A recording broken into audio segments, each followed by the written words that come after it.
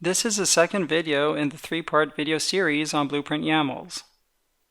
To assist with debugging your applications, Colony supports in-browser connections via SSH or RDP to the virtual machines on which the applications are installed.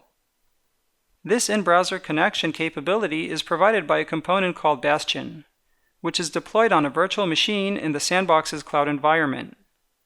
Bastion incurs a small cost, so when launching the sandbox, Colony deploys the Bastion virtual machine and then turns it off.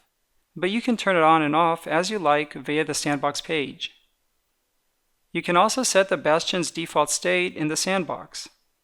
On leaves the Bastion powered on. Off is the default state, where Bastion is powered on as part of its deployment and then turned off. And disabled means Bastion will not be deployed and debugging links will not be available for this blueprint. This concludes Part 2 of the Blueprint YAML series. Please carry on to Part 3 to dig deeper into the networking options.